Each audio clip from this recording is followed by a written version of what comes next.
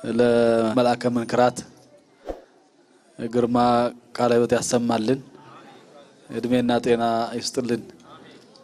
ጥሩ አገልግሎት ነው። ዛሬ ረጅም ሰዓት ብንቆይም ጥሩ አገልግሎት ነው ያገኘነው። በጣም ነው የደነቀኝ። ቀደም ሲል ስንመጣ ብዙ ሰው አይመጣም ነበር። ዛሬ ግን ብዙ ህዝብ ነው ያየሁት። ብዙ ተአምራት ነው ያየሁት። እንግዲህ ከሩቅ ከመስማትና ቀርቦ ከማየት የተለያየ ነው።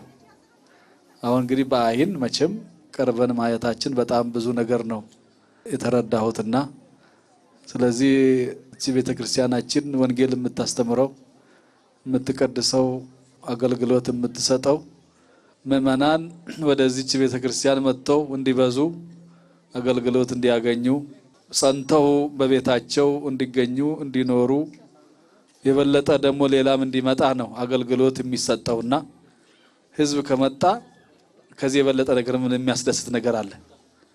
ስለዚህ ከዚህ የበለጠ የሚያስደስት ደስ የሚያሰኝ ነገር የለም። የታመሙት እንዲፈወሱ ነው። ወንጌል ያልተማሩ እንዲማሩ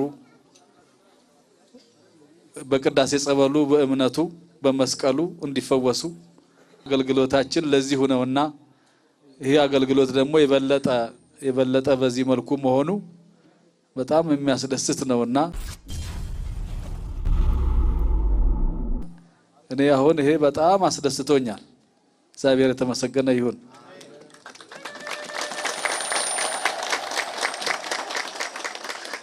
መላከ መንክራት እንግዲህ ለራሳቸው ይዞ የሚሄዱት ነገር የለም። አሁን ከጠዋት እስካሁን ሲያገለግሉ ነው የቆዩት። ሲደክሙ በጣም ያደክማል። 5 ሳንቲም ይዘው አይሄዱም። ለቤተ ክርስቲያን ነው ሲያገለግሉ የቆዩት። ለቤተ ክርስቲያን ነው ሲያገለግሉ የቆዩት። ህዝባቸውን ነው ህዝባቸውን እንዲፈወሱ እምነታቸውን እንዲያውቁ ቤተክርስቲያንን እምነታቸውን መንገዱን እንዲያውቁ ቤተክርስቲያናቸውን እንዲረዱ ቤተክርስቲያን ማዳን እንደምትችል ቤተክርስቲያን መፈወስ እንደምትችል እያስተማሩ እያገለገሉ ነው የቆዩት። ይሄ አሁን ያስደስታል እንጂ ሞራል እንድንሰጥ የሚያስደስት ስራ ነው የተሰራውና ስለዚህ መላከ መንክራት እድሜ ከጤና ጋር ይስጥልን።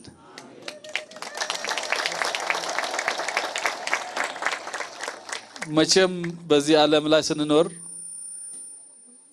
አገልግሎት ስናገለግል መልካም ስራ ስንሰራ በጎ ስራ ስንሰራ ጠላት ሁሉ ጊዜ ይነሳል። ጠላት ያንን በጎ ስራችንን እንዳንሰራ ለማስተው በግራም በቀኝም በየሥራ ቦታም በቤታችንም ብዙ ፈተናዎች ይገጥሙናል። ከቤታችን ወደዚህ እስከምንመጣም በየመንገዱ ብዙ ፈተና ነው ያለው። በጎ ነገር ካለ ክፉም ደግሞ በጎኑ አለ ማለት ነው።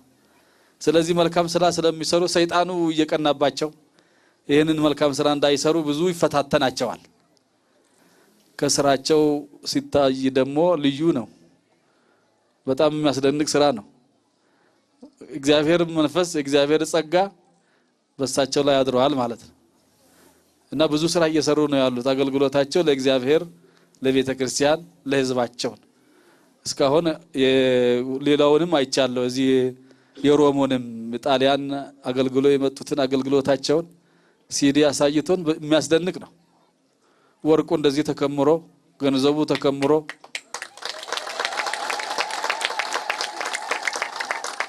ያንን ወርቁን ገንዘቡን ይዞ ወደ ሀገራቸው አልመጡም። እዛ ቤተክርስቲያን እንዲያሳንጹበት የሥላሴ ቤተክርስቲያን እንዲሰሩበት እዛው ጥሎ ነው የመጡት እና ከዚህ የበለጠ አገልግሎት ከዚህ የበለጠ ለእግዚአብሔር ህይወትን መስጠት ምን አለ ከዚህ የበለጠ ነገር? ስለዚህ በጎ ነገር ካለ ክፉም በጎኑ አለና ፈተናዎች አሉ። በእያንዳንዳችን ላይ እንዳቅማችን ሁላችንም ፈተና አለን እና ህዝብ እንዲበዛልን ነው የምንፈልገው። ህዝባችን እንድድንልን ነው የምንፈልገው። ይሄ ቦታ አሁን እሳቸው እዚህ መምጣት ከጀመሩ ጊዜ ወዲህ ነው አሁን እንደዚህ ያማረው። ጫካ ነበር። አሁን በሊቀ ካህናት መላኩ የዚህ የደብር አስተዳዳሪ ታላቅ እሳቸው ናቸው መጀመሪያ መመስገን ያለባቸው። መምህር ግርማ መምጣት አለባቸው። እንዲመጡልን ያስፈልጋል። ህዝባችን እንዲፈወሱ ቦታችንም ደግሞ እንዲያድግ ቤተክርስቲያናችን እንድታነጽ ህዝቡ ቦታውን እንዲለምደው እንዲያውቀው ብዙ ስራዎች እንዲሰሩበት መምህር ግርማ ካልመጡ ብሎ መጀመሪያ የጠየቁት ሊቀ ካህናት መልአኩ ናቸው እኚህ ናቸው ማለት ነው። እና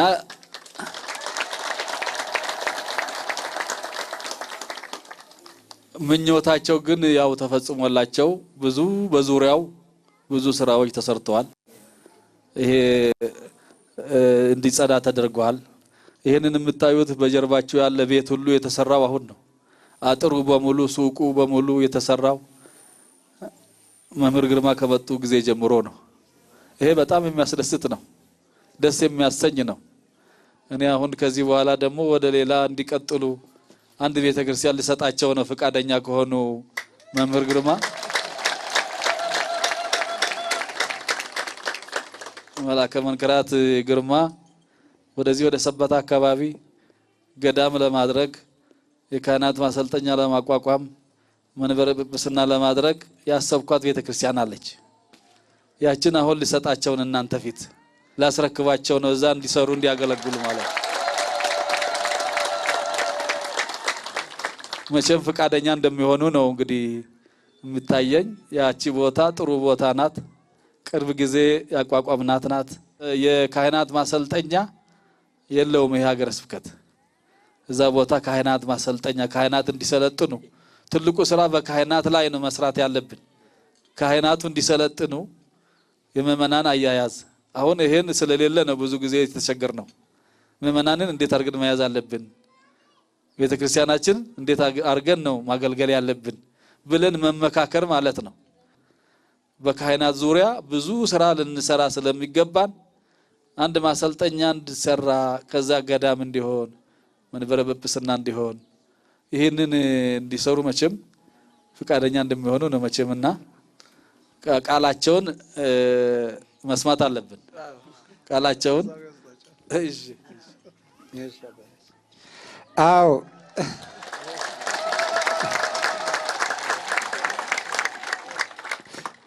ይሄን እንዲህ አይነቱን በጎ ፈቃድ ዛሬ መሆኑ ነው እኔ እንትን የሚለኝ እንጂ ዘግይተዋል ነው። አባቶቻችን በጣም ዘግይተዋል። እንደኔማ ሐሳብ በመንፈስ ረገድ ያለውን ውጊያ ህዝብን ወደ ቤተ እግዚአብሔር እንዴት እንደምናመጣ ካህናቶች ከመናፍስት የጥፋት ስልት ጋራ እንዴት ውስጡንና ሚስጥሩን እንዴት ለማወቅ እንደሚያስችሉ ይሄ ሁሉ እናንተ የምትማሩት ትምህርት መጀመሪያ ደረጃ ለካህናት መሰጠት የነበረበት ትምህርት ነው። አሁን እናንተ ቀደማችሁ።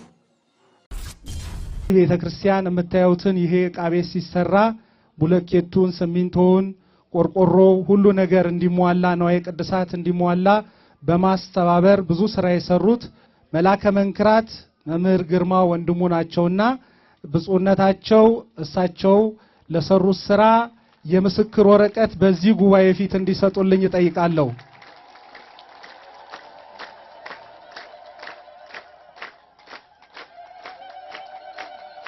አዎ በጣም ሞራል ያስፈልጋል። ትልቅ ስራ ነው የሰሩት። አዎ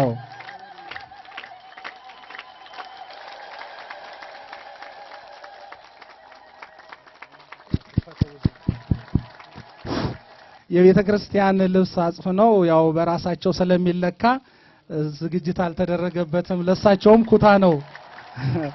አዎ ልልበሉ ጸጋ ያልብሳቸው። የዚህ ጉባኤ ትልቅ አባት ናቸው። ለዚህም ቤተ ክርስቲያን ትልቅ ስራ ሰርተዋል። በስመ አብ ወወልድ ወመንፈስ ቅዱስ አሐዱ አምላክ አሜን። ሊቀ ካህናት መልአኩ የዚህ ደብር አስተዳዳሪ መልአከ መንክራት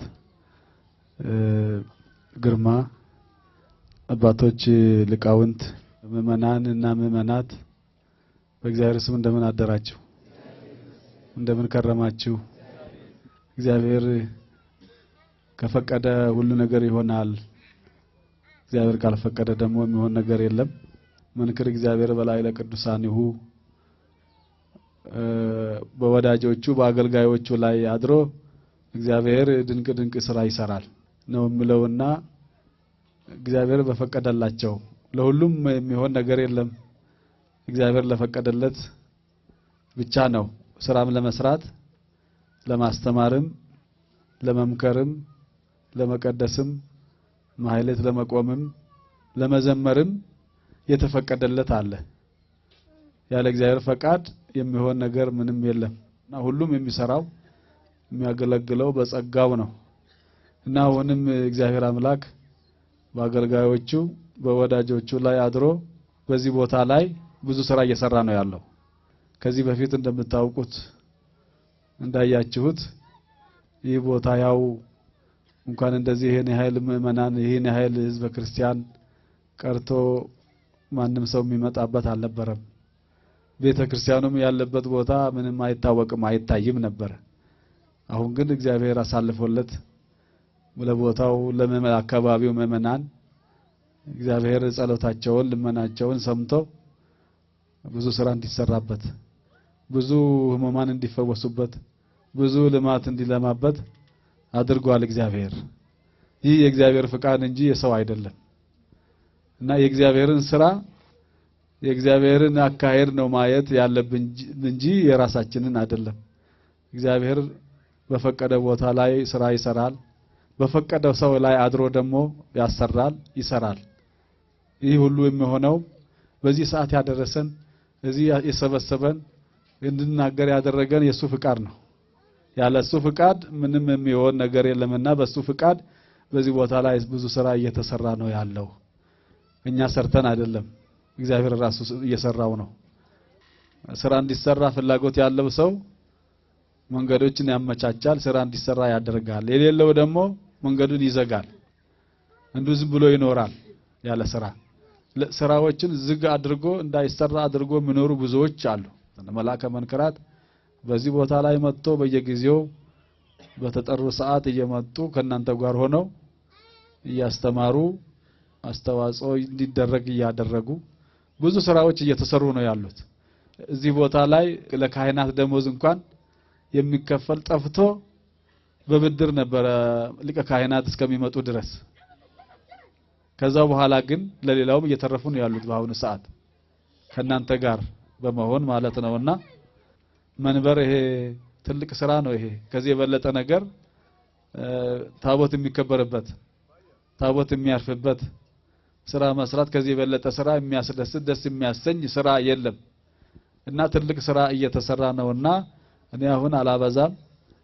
አስተዋጽኦ ያደረጋችሁ ለዚህ ቤተክርስቲያን ገንዘባችሁን የሰጣችሁ ቤተክርስቲያኑ እንዲገለገልበት ሊቀ ኅሩያንም ያስተባበሩት መልአከ መንክራትም ሁላችሁም የረዳችሁ ገንዘባችሁ የረዳችሁ ሁሉ ነገር ያከናወናችሁ እግዚአብሔር አምላክ ይጠብቃችሁ፣ እድሜ ይስጣችሁ፣ ዘሮቻችሁ የተባረኩ የተቀደሱ ይሁኑ።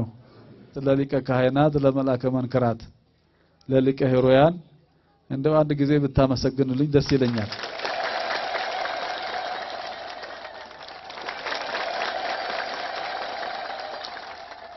ለራሳችሁ ደግሞ አንድ ጊዜ። ይሄ ሁሉ የሆነው በእናንተ ነው። እናንተንም እግዚአብሔር አክብራችሁ በረከቱን ረድኤቱን ያሳድርባችሁ እና እንግዲህ እኔ ብዙ አላበዛም ይበቃኛል። ይሄ ስራ የተሰራው ለኛም ጭምር ነው የሰሩት። የኛን ስራ ነው የሰሩት። እኛ መስራት የሚገባንን እነሱ ሰሩት። ሊቃነ ካህናት ሰሩ። እነ መልአከ መንክራት እነ ሊቀ ኅሩያን የሰሩ ስራ እኛ መስራት የሚገባን ስራ ነው። ህዝብ የሚፈወስ ከሆነ እኛ የቆምነው እኛ ስራችን ህዝብን ማገልገል ነው። እኛ የምንመላለሰው የምንሄደው የምንመጣው በየሀገሩ የምንዞረው ወገኖቻችንን ለማገልገል ነው። ሌላ ነገር ንግድ የለንም፣ ትርፍ የለንም። ወገኖቻችን ምእመናን ክርስቲያኖች የሚማሩ ከሆነ የሚፈወሱ ከሆነ ከዚህ የበለጠ ነገር ስራ ስለሌለን የኛ ስራ ነው ይሄ የኛ የራሳችን ስራ ስለሆነ አገዙን እንጂ ያጠፉት ነገር የለም። እገዛ ነው ይሄ። እኛም ምን ሰራውን እነሱ ሰሩት። ክንቱን ስልጣኑን የሰጠን እግዚአብሔር ነውና እግዚአብሔር ደግሞ እንዲህ አይነቱን ነው ሲሰራ የቆይ ሲያስተምር ሲፈውስ ከሱ የተማርነው ነው ይሄ ትምህርት። የሱን ስራ ከሰሩ ካስተማሩ መልካም ስራ ከሰሩ ከዚህ የበለጠ ደስ የሚያሰኝ ከዚህ የበለጠ አገልግሎት ስለሌለ እሰየው ደስ የሚያሰኝ ነውና ለዚህ ለማለት ነው። እና አሁንም ቢሆን በጣም ደስ ብሎናል። በመላከ መንክራት ስራ አገልግሎት በጣም ተደስተናል።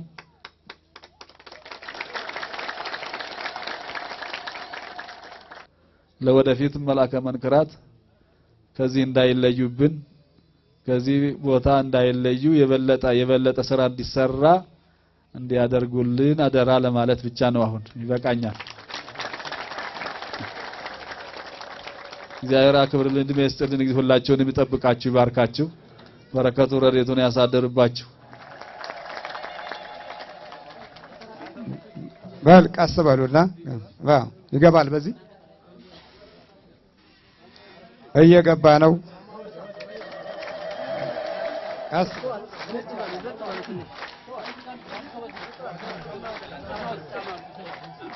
እናንተም የዚህ በረከት ተሳታፊ በመሆናችሁ እግዚአብሔር ከእናንተ ጋር ይሁን። እግዚአብሔር ይባርክልን። እግዚአብሔር ለእናንተም ጸጋውን ምሕረቱንና ቸርነቱን ያብዛላችሁ።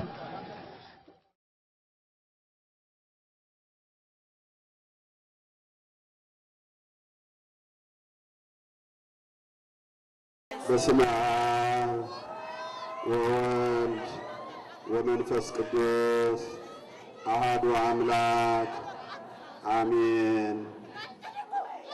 የለዚሁ ታላቅ ሐዋርያ አገልግሎት እየሰጡን ያሉ አባት መምህር ግርማ፣ እንደዚሁም የቤተ ክርስቲያናችን አባቶች፣ ሊቃውንተ ቤተ ክርስቲያን፣ ካህናት፣ የእግዚአብሔር ቤተሰቦች፣ ወዳጆች፣ የእግዚአብሔር ቤተሰብ የሆናችሁ ምእመናን እንደምን ዋላችሁ? እንደምን ቆያችሁ? እንደምን አመሻችሁ? ልዑለ ባሕርይ መድኃኔዓለም አምላካችን ሁላችንንም በቸርነቱ አሰባስቦ ይህንን ድንቅ ሥራ እያየን ነው ያለነው። ነገር ግን በረከቱ የመቀበል ጉዳይ የእኛ ፈንታ ነው የሚሆነው። ምእመናን እግዚአብሔር አምላካችን በቸርነቱ በሰዎች አድሮ የሚሰራውን ሥራ እጅግ ድንቅ ግሩም ነው። እያየነው ያለነውን ለብዙ ዓመታት ሲሰቃዩ የነበሩ ወገኖቻችን ድነው እንደ አንበሳ ሲዘሉ እያየን ነው ያለነው። እንግዲህ እያየን አለማመን፣ እያየን ተጠራጣሪዎች መሆኑ ሌላ ኃጢአት ነው የሚሆነው። እግዚአብሔር አንድ ስጦታ ይሰጣል። ያ ስጦታ ሰዎች በአግባቡ መቀበል ከቻሉ ይቀበላሉ። የስጦታው ባለቤት የክብር ባለቤት ይሆናሉ። የሃይማኖት ልዩነትን እንኳ ሳይኖር የተለያዩ እምነት ተከታዮች ሲድኑ ተስፋ ሲያገኙ እያየን ነው ያለነው። ስለዚህ ቤተ ክርስቲያናችን የጸጋ ባለቤት የሀብታት ሁሉ ባለቤት ነች። የዚች ቤተ ክርስቲያን ልጅ ስለሆኑ ነው መምህር ግርማ እያዳኑ ያሉት እንጂ መምህር ግርማ እንዲሁ ይችን ቤተ ክርስቲያን ሳይዙ አይደለም። የሁሉ ድውያን እየተፈወሱ ያሉት ለኢትዮጵያ ኦርቶዶክስ ተዋሕዶ ቤተ ክርስቲያን የተሰጣት ብቸኛ ክብርና ጸጋ በረከት ነው። የዚች ቤተ ክርስቲያናችን አንጋፋ ልጅ ናቸው እሳቸው። ይህችን ቤተ ክርስቲያን ወክሎ በትክክል ይህችን ቤተ ክርስቲያን ወክሎ የሚጓዝ የሚሄድ ሁሉ አፍሮ አይመለስም። እያየን ነው፣ አይተናል። ይህ ጸጋ ለዚች ቤተ ክርስቲያን ብቸኛ የተሰጠ ስጦታ ነው። ቤተ ክርስቲያናችን ደግሞ ንፉግ አይደለችም። ለእኔ እምነት ተከታዮች ብቻ ነው ይሄ ጸጋ የምሰጠው፣ ይሄ በረከት የምሰጠው ለራሴ ቤተ ክርስቲያን እምነት ተከታዮች ብቻ ነው። ለሌላው እምነት ተከታይ ምን አግብር እሰጣለሁ አላለችም። ለሁሉም የምትተርፍ ቤተ ክርስቲያን ነች። የዚህች ቤተ ክርስቲያን ልጆች ነን። የዚች ቤተ ክርስቲያን ልጆች በመሆናችን ልንኮራ ይገባናል። በዚሁ አውደ ምሕረት በረከት ነው እያፈስን ያለነው። ቤተ ክርስቲያናችን፣ ሀገራችን ሰላም ያድርግልን። እኒህ መምህርም ጉዞአቸው ሁሉ ሐዋርያዊ አገልግሎታቸው እግዚአብሔር አምላካችን አምላከ ቅዱሳን የተሳካ ያድርግላቸው። ከተለያየ ፈተና ሁሉ ይጠብቅልን። የቸርነቱ ሥራ ይስራልን። ጉዞአችን የቅዱሳን አባቶቻችንና እናቶቻችን ጉዞ የባረከ የእኛንም ጉዞ ይባርክልን፣ ይቀድስልን። እግዚአብሔር ይባርካችሁ። የመተሳሰብ ሞገሱም አልመጣ ያለው ከዚሁ አንጻር ነውና እግዚአብሔር ጊዜያችንን ባርኮና ቀድሶ ለዚህ ስላደረሰን ክብር ምስጋና ይግባው።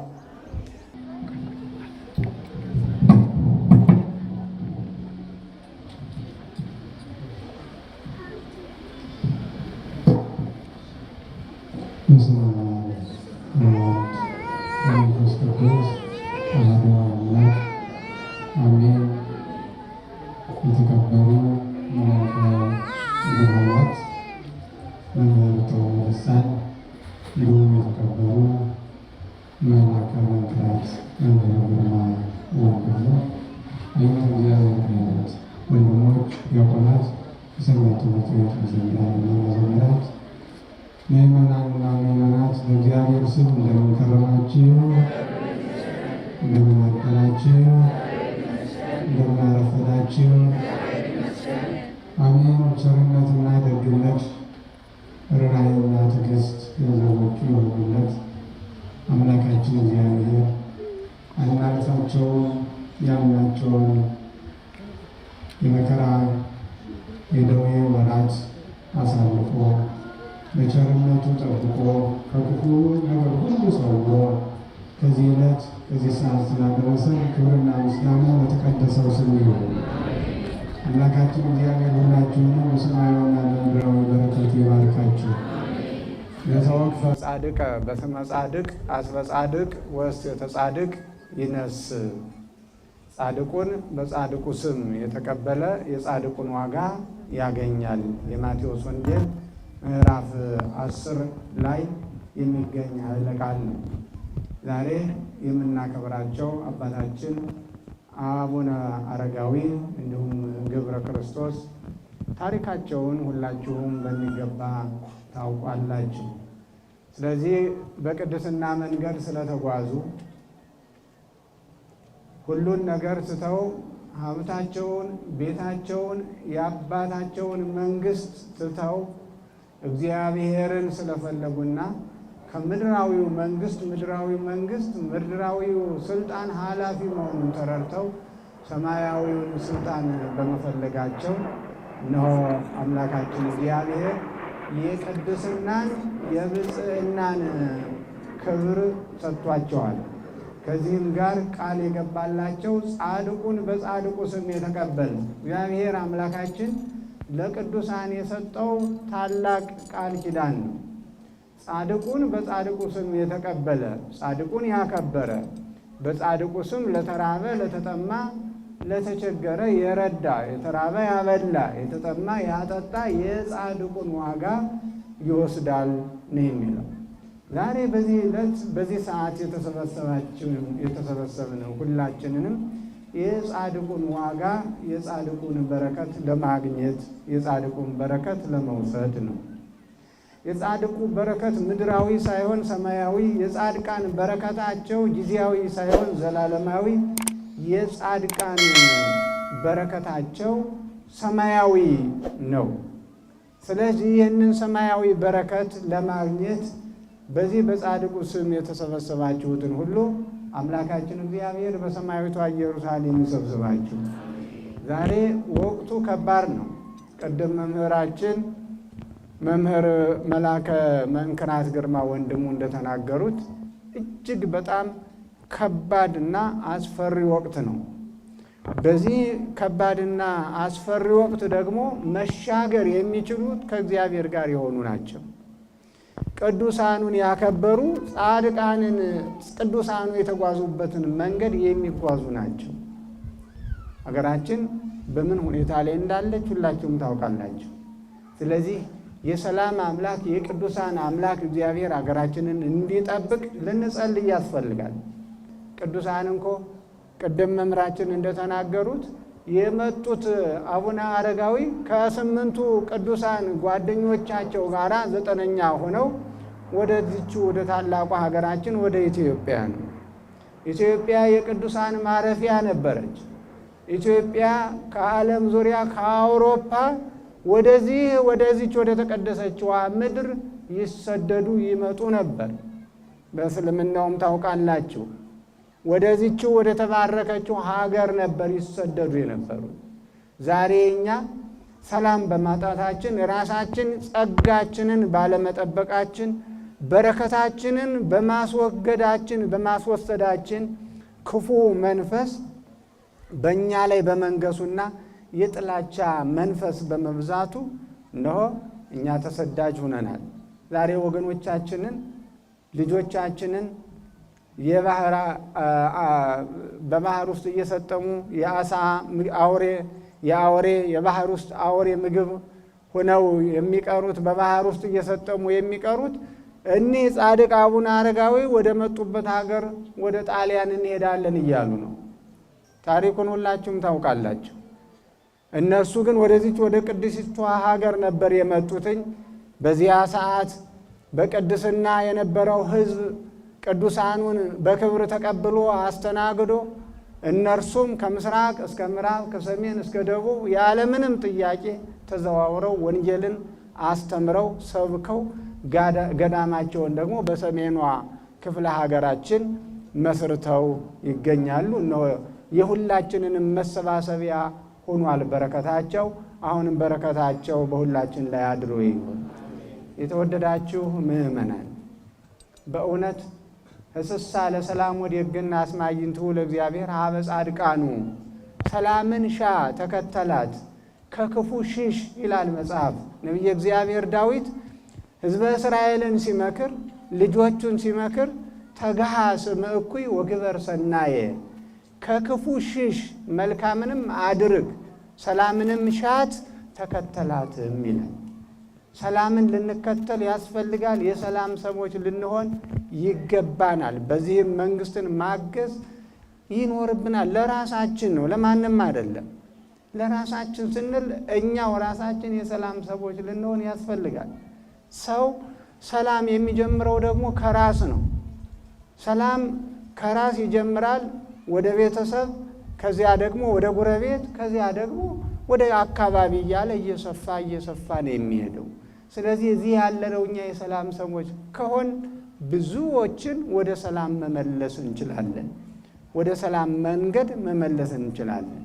የቅዱሳን ወንጌል የሚያስተምረው ይሄንን ነው። እግሮቻችን ወደ ሰላም መንገድ እንዲያቀኑ ክርስቶስን ብቻ እንድንመለከት የሞተልንን አምላክ እንድናይ ሌላውን እንዳንመለከት የቅናት መንፈስ፣ የምቀኝነት መንፈስ ሌላም እንዲሁ በእኛ ላይ እንዳይነግስ። ይህ ዓለም ኃላፊ ነው፣ ጠፊ ነው። በወርቅ ጫማ ይጫሙ የነበሩት የወርቅ ዘንግ ይይዙ የነበሩት በወርቅ ዙፋን ላይ ይቀመጡ የነበሩት የሉ፣ ትተውት ሂደዋል። ስለዚህ ለዚህ ነገ ትተነው ለምንሄደው ዓለም ይሄ ጊዜያዊ ዓለም እንዳይማርከንና አስጥሞ በዚሁ በከንቱ እንዳያስቀረን በሰላም መንገድ ተጉዘን ወደ ሰማያዊቷ ኢየሩሳሌም ለዘላለም ከእግዚአብሔር ጋር መኖር ወደምንችልበት እንድንጓዝ የቅዱሳኑን አሰረ ፍኖት መከተል ይኖርብናል። ዛሬ እንግዲህ እኒህ ጻድቅ አባት ሁላችንንም ባርከውናል በመንፈስ እና የቅዱሳኑ በረከት በሁላችሁ ላይ አድሮ ይኖር። ሀገራችንን ኢትዮጵያን ሰላም ያደርግልን። መልአከ መንክራት ግርማ ወንድሙ እንደገለጹት በምድር በእርስ በርስ ግጭት፣ በተለያየ ችግር፣ የውሃ መጥለቅለቅ እንደገና ደግሞ በሰማይ ደግሞ ሰብላችንን የሚበላ 24 ሰዓት ሙሉ የማይጠግብ አንበጣ ደግሞ መጥቷል። ይሄ ትልቅ መቅሰፍት ነው። ስለዚህ ልንጸልይ ያስፈልጋል ወገኖች። ቅዱሳን እኮ በረሃብ ከመሞት በጦር መሞት ይሻላል ነው ያሉት። ረሃብ ከባድ ነው። ረሃብ ከባድ ነው። ሕፃን እናቱ እቅፍ ላይ ሆኖ ሲያለቅስ እናት የምታጠበው አጥታ ማየት ከባድ ነው። ሕፃን የሞተችውን የእናቱን ጡት እየጠባ የታየበትም ታሪክ አሳልፈናል። ስለዚህ ወደዚያ እንዳንሄድ እንዳንመለስ ደግሞ እኛ ወደ ፈጣሪያችን እጆቻችንን እንዘርጋ፣ የሰላም ሰዎች እንሆን። እጆቻችን ከተዘረጉ እግዚአብሔር ደግሞ የእግዚአብሔር የበረከት እጅ ደግሞ ይዘረጋል። ሁሉን ማድረግ የሚችል አምላክ፣ የሚሳነው ነገር የሌለ ጌታ በአንዲት ሌሊት አንበጣውንም ሊያጠፋው ይችላል። የጠፋውንም ሰብል እንደ አዲስ ሊያሰጠን መልሶ በበረከት ሊሞላልን ይችላል። ስለዚህ የበረከት አምላክ ከሁላችን ጋር ይሁን። በርቱ፣ ጠንክሩ፣ ተማሩ። የወንጌል የፍቅር ሰዎች እንሁን። እርስ በርሳችን እንከባበር፣ እንፈቃቀር። በእናንተ ላይ ቢያረጉባችሁ የማትወዱትን ነገር በሌላው ላይ አታድርጉ የሚለውን አምላካዊ ቃል ብቻ ያዙ። ይህንን ከያዙ ትልቁ ነገር ይሄ። ሰው ቢያንቋሽሹት፣ ቢያዋርዱት፣ የእሱ የሆነውን ቢወስዱበት፣ ቢያጠፉበት፣ ቢንቁት እንደማይወድ ሁሉ የሌላውንም ማክበር አስፈላጊ ነው እና ይህንን አድርገን በእግዚአብሔር ቃል በእግዚአብሔር ሕግ ተመርተን የመንግስቱ ወራሾች እንድንሆን የእሱ ቅዱስ ፈቃድ ይሁንልን። ዛሬ በዚህ ታላቅ ቦታ በመገኘቴ በጣም ነው ደስ ያለኝ። ለመጀመሪያ ጊዜ ነው ያየሁት። የእግዚአብሔር ፈቃድ ሆኖ ከ18 የስደት ዓመት በኋላ ነው በዶክተር አብይ አማካይነት ይችን ምድር የረገጥናት።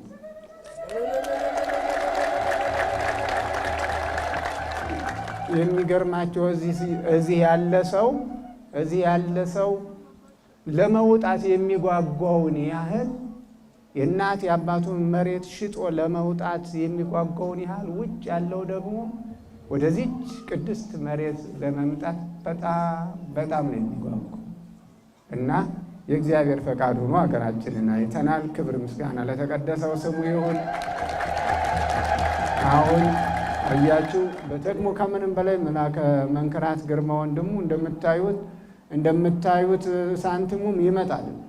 በፍቅር ከመጣችሁ እርሳቸውንም በክብር ከያዛችሁ ብዙ ምዕመናን ይመጣል። ስለዚህ ይህን ቦታ ማሳጠር ቀላል ነው የሚሆነው። አደራችሁን በርቱ። እኔ አሁን ይሄ በጣም አስደስቶኛል። እግዚአብሔር የተመሰገነ ይሁን።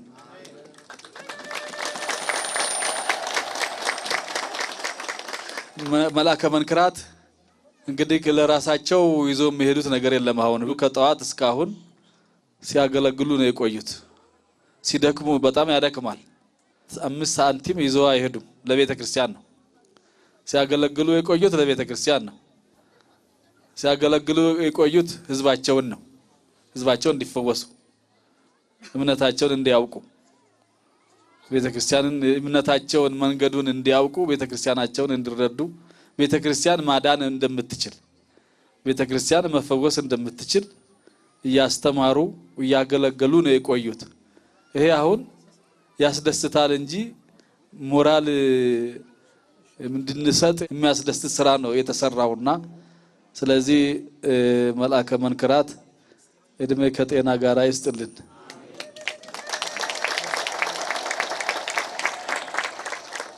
መቼም በዚህ ዓለም ላይ ስንኖር አገልግሎት ስናገለግል፣ መልካም ስራ ስንሰራ፣ በጎ ስራ ስንሰራ ጠላት ሁሉ ጊዜ ይነሳል። ጠላት ያንን በጎ ስራችንን እንዳንሰራ ለማስተው በግራም በቀኝም በየስራ ቦታም በቤታችንም ብዙ ፈተናዎች ይገጥሙናል። ተዛ ሾልኮ የመጣ አውሬ ነው አሁን እዚህ ሰውን የሚያተራምሰው።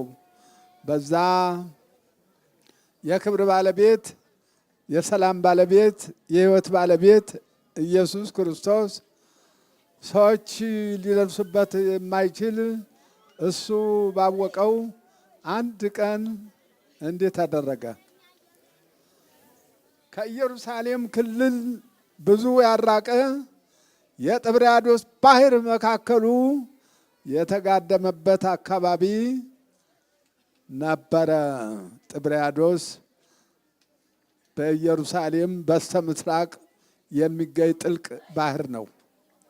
ከዛ ማዶ ጌርጌሴኖን የሚባል ከፍ ያለ ተራራ የተዘጋጀ የሚኖር ተዘጋጅቶ ያለ ቦታ ነበረ።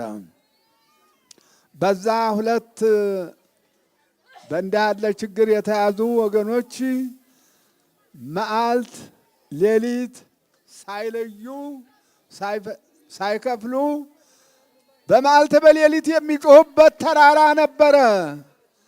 ተራራውም የሚያንደረድር የመናዳ መንኮራኩር የሚወርድበት ስለነበረ እነኛ በሽተኞች ተራራው ጥግ ሄደው በድንጋዩ ላይ ይቀመጣሉ። ድንጋዩ ተራራው ላይ ይወጣሉ ይወርዳሉ። መዓልትና ሌሊት ሲጮሁ ነበር የሚያድሩት የሚውሉት። ወዮ ወዮ ለሰው ልጅ ምን ያህል መከራ ደርሶበታል። እንዲህ ሆነው የሚጮሁ ወደ ጠበል አስሮ የሚወስዳቸው የለም። አንደኛ በእግር ብረት ቢታሰሩ እግር ብረቱን ይሰብሩታል። በሰንሰለት ቢታሰሩ ሰንሰለቱን እንደ ገመድ ይበጣጥሱታል። ከዛ በኋላ ማንም የማንቀሳቀሰውን ድንጋይ አንስተው በዛ አካባቢ ሰው ሲሄድ ናዳ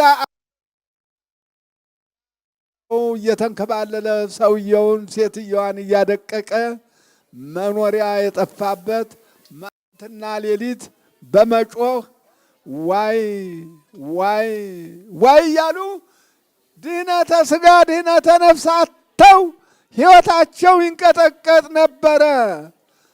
አጯጯሁ በጣም የከፋ ነበረ። እንቅልፍ መስወስን ነበረ። በየአካባቢው እየዞሩ እየጮሁ ድውይ በሚፈውስበት፣ ጋኔን በሚያወጣበት፣ ለምጽ በሚያነጻበት፣ ሙታን በሚያስነሳበት አካባቢ ከጥብርያዶስ ባህር ማዶ ወደ ማዕከላዊት ኢየሩሳሌም ለማንጣት ማንም አይችልም ነበር። ምክንያቱም ሰንሰለቱን የሚበጥሱ እግር ብረቱን የሚሰብሩ በማንኛውም ማንም ቀርቦ እጃቸውን እንዳርጎ የማይነካው ሰዎች ሆነው ቆይተው ነበረ። የድህነት ባለቤት ዓለም የተቸገረበትን ዓለም የተጨነቀበትን ያውቃልና ከዛ በኋላ በጥብርያዶስ ባህር ላይ እንዲህ በእግሩ እየተረገጠ ክብር ምስጋና ይግባውና ወደዛ ጭንቀኞች ሰዎች ዘንድ ለመሄድ ተዘጋጀ። ያሰበላቸው ተመለከታቸው። በመመልከቱ ወደዛ ወጣ። ያንዳገት ወጥቶ እዛ የእግዚአብሔር ልጅ ሆይ ልታጠፋን ልትደመሰን መጣ ሆይ እያሉ መጮህ ጀመሩ። ጮሁ። ጩኸቱ በዛ።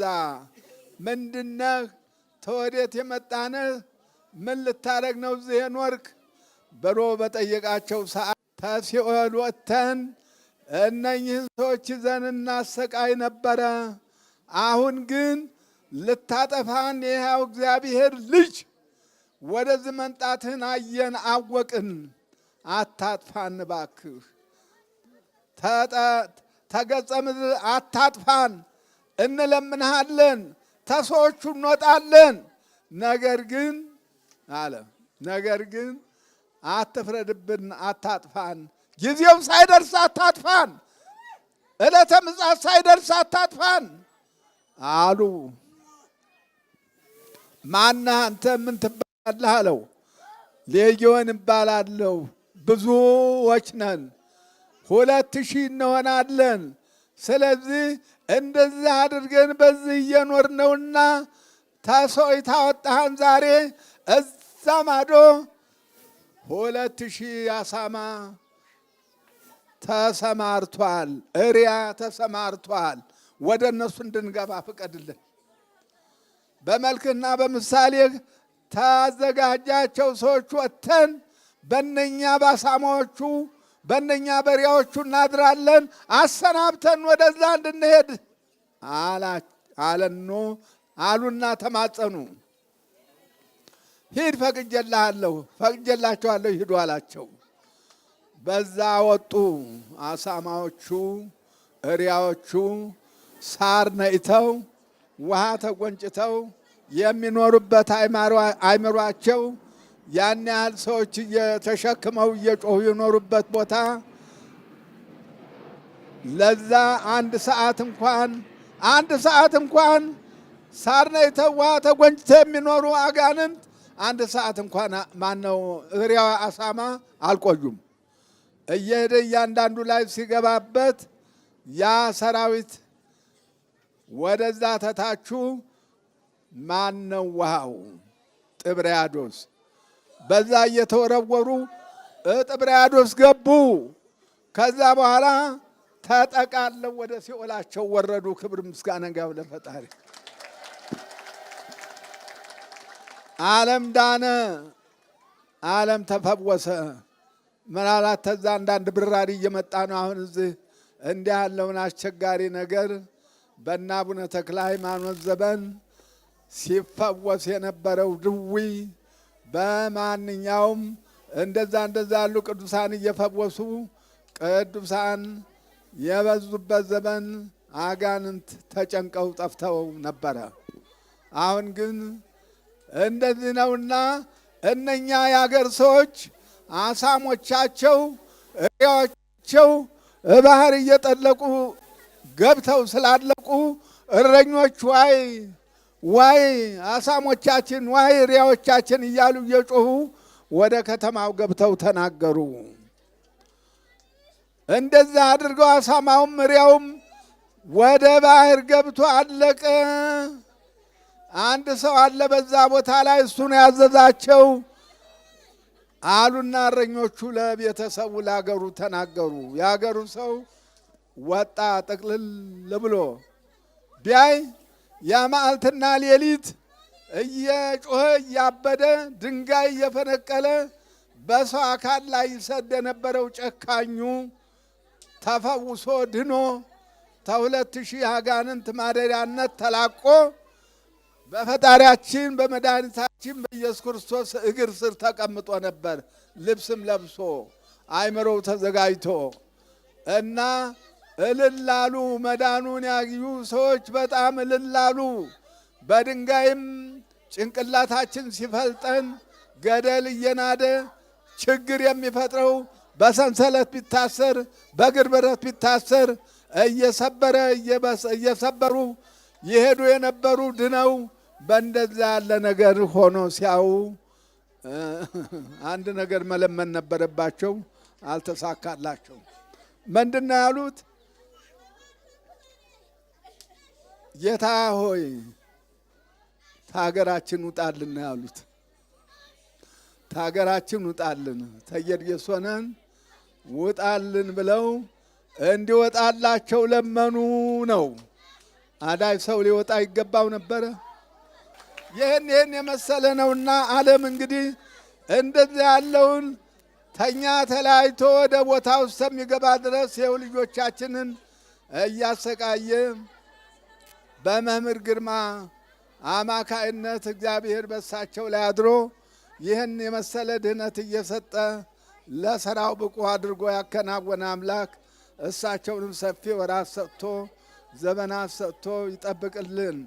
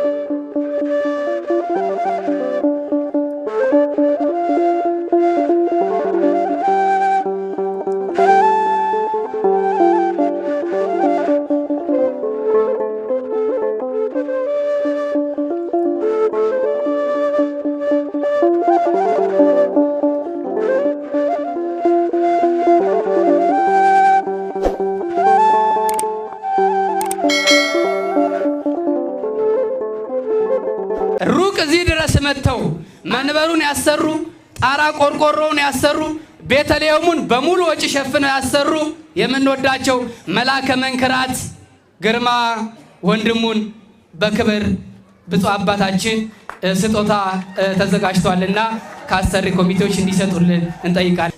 ስጦታው እየተከፈተ ነው። እባካችሁ እናንተ ግን ዝም ብላችኋል። እልል አትሉ። እልል በሉ፣ እልል በሉ እባካችሁ። የአንገት ወርቅ ነው የተሸለሙትና የአንገት ሐብል ወርቅ ነው። ከወርቅም በላይ ብዙ ነገር ይገባቸዋልና እባካችሁ እባካችሁ አመስግኑላቸው። እልል ብላችሁ አመስግኑላቸው። እግዚአብሔር ይስጥልን። እንግዲህ በኋላ ከትምህርተ ወንጌል በኋላ ፊት ለፊታችን እንደ ከተማችን አንደኛ የሚሆን በአዲስ እኔ አሁን ይሄ በጣም አስደስቶኛል። እግዚአብሔር የተመሰገነ ይሁን።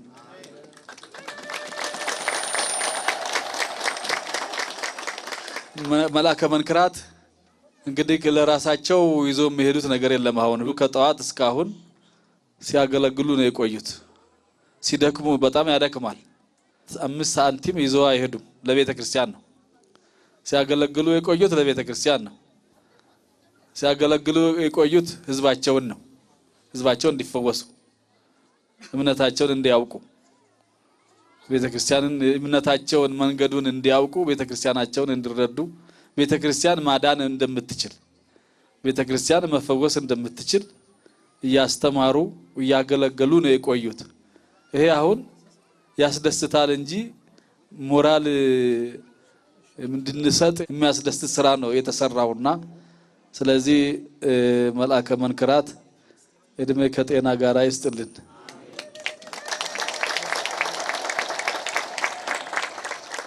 መቼም በዚህ ዓለም ላይ ስንኖር አገልግሎት ስናገለግል መልካም ስራ ስንሰራ በጎ ስራ ስንሰራ ጠላት ሁሉ ጊዜ ይነሳል። ጠላት ያንን በጎ ስራችንን እንዳንሰራ ለማስተው በግራም በቀኝም በየስራ ቦታም በቤታችንም ብዙ ፈተናዎች ይገጥሙናል። ከ17 ዓመት ያላነሰ ጊዜ የህንፃ ቤተክርስቲያን አስባችሁ እስከ ፍጻሜ ያደረሳችሁ የህንፃው አሰሪ ኮሚቴዎች፣ የሰበካ ጉባኤ አባላት፣ የደብሩ ምዕመናን፣ የዝዋይ አካባቢ ኦርቶዶክሳውያን ምዕመናን፣ እንደዚሁም በዚህ በዓል የተገኛችሁ ናችሁ። እንደምን ከረማችሁ? እንደምን ሰነበታችሁ? እግዚአብሔር አምላካችን የመከራውን የችግሩን ጊዜ አሳልፈን አሁን ባለንበት ሁኔታ ተገኝተን ወደ አዲሱ ዘመን ተሸጋግረን በአዲሱ ዓመት አዲሱን ህንፃ ቤተክርስቲያን እንድንመርቅ እንድንገለገልበት ይህንን ዕለት የሰጠን አምላካችን ፈጣሪያችን እግዚአብሔር የተመሰገነ ይሁን። ዓለም የሚያውቀውን ነው የሚለው፣ ቤተ ክርስቲያን ግን የእምነት ቃል ነው የምትናገረው። እንደተባለው መራራቁም ጥሩ ነው። በበለጠ ግን ከኃጢአት እንራቅ፣ ልባችን አንድ ይሁን፣ በዘር አንከፋፈል። እኛ የክርስቶስ ልጆች ነን። ቤተ ክርስቲያን አንድ አድርጋናለች። ቤተ ክርስቲያን አንድ ያደረገችውን ዓለም ልትለየው አይገባም። ሃይማኖት ያዋሃደውን ፖለቲካ ሊለየው አይገባም። በቃ ቤተ ክርስቲያን የመጣ ሰው ሁሉ ይሄ ቤት የሁሉ መጽናኛ ነው፣ የሁሉ ተስፋ ነው። ሰው በዓለም ላይ ተስፋ ሲቆርጥ የመጨረሻ የት ነው የሚሄደው? ቤተ ክርስቲያን። የትም የማንም ቢሮ ሄዶ ሊጽናና አይችልም። ሁሉም ችግር ያለበት ነው። ችግር የሌለባት ችግር የምታስወግድ በሃይማኖት ከመጣን በእግዚአብሔር ካመንን ሰማዩን ከተመለከትን ምድር ላይ ካላቀረቀርን አጎንብሰን ካልቀረን እግዚአብሔር ከኛ ጋር ነው።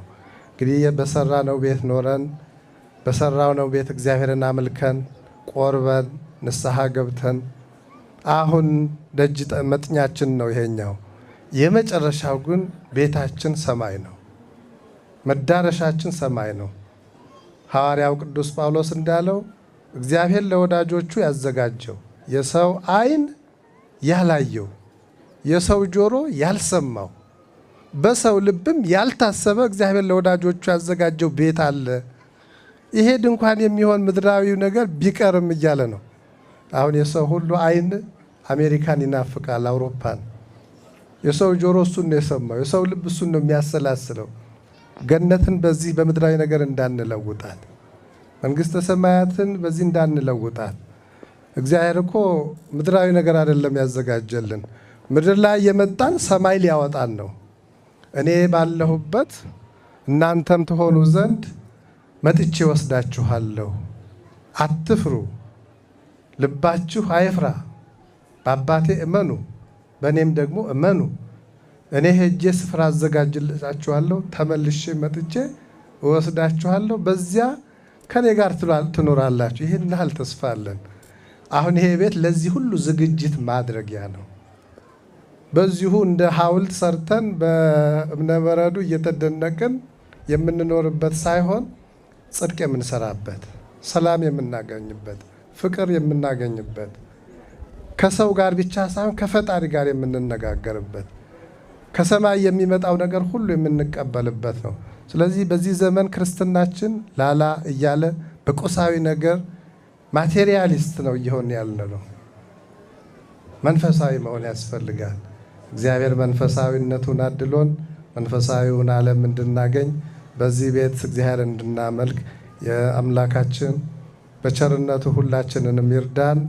ይህንን ቤት የሰራችሁ የዝዋይ ምእመናን እንግዲህ ብፁዕ አባታችን በጣም እድለኛ ናቸው። በቀድሞ ብፁዕ አባታችን ዘመን ዋናው የሚታወቀው ትምህርት ነው፣ ሰው መገንባት ነው።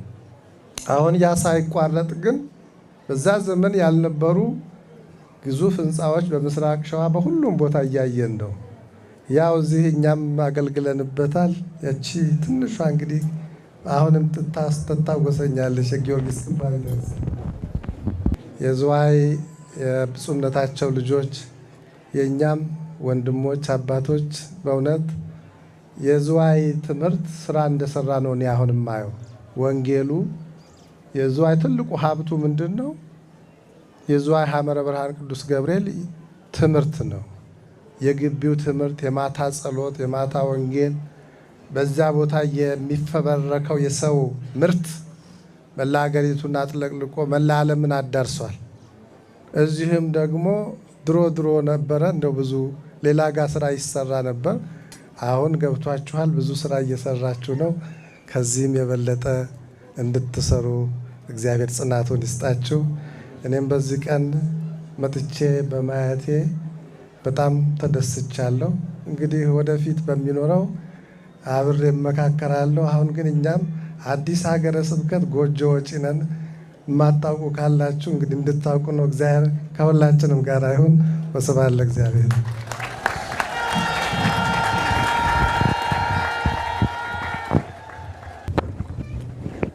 ስብሐት ለእግዚአብሔር ለዘአብጽሐነ እስከ ዛቲ ሰዓት።